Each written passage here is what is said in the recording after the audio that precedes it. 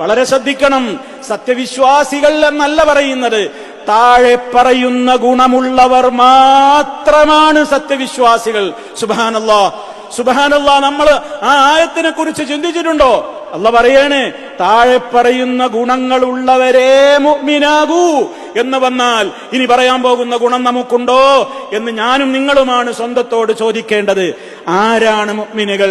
അല്ലദീന ഇദാ ദുക്കിറല്ലാഹ്, അല്ലാഹുവിനെ അവരോട് പറയപ്പെട്ടാൽ വജിലത്ത് ഖുലൂബുഹും, അവരുടെ ഹൃദയങ്ങൾ നടുങ്ങി വിറക്കും, അവരുടെ കൽബുകളിൽ അത് പേടിയുണ്ടാക്കും.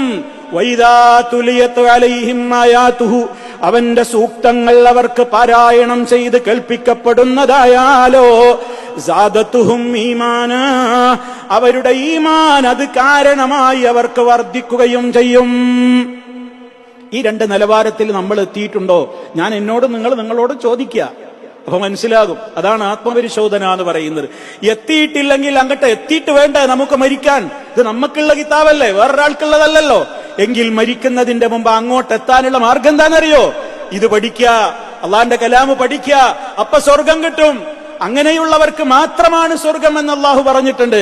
ജസാഉഹും ഇൻദ റബ്ബിഹിം ജന്നാത്തു അദ്നിൻ തജ്രി മിൻ തഹ്തിഹിമുൽ അൻഹാറു ഖാലിദീന ഫീഹാ അബദാ, അടിഭാഗത്തുകൂടെ അരുവികൾ ഒഴുകിക്കൊണ്ടിരിക്കുന്ന ശാശ്വതമായ സ്വർഗങ്ങളാണ് അവർക്ക് പ്രതിഫലമുള്ളത്.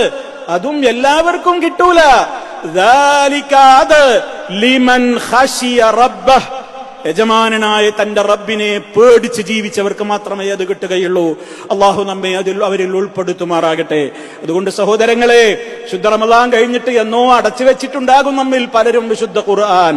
മിനിമം ഒരു 2 ഖത്തമെങ്കിലും ഓരോ മാസവും ഓരോ ഖത്തമെങ്കിലും തീർക്കാൻ നമുക്ക് സാധ്യമായിട്ടുണ്ടോ എന്ന് സ്വന്തത്തോടാണ് ചോദിക്കേണ്ടത്.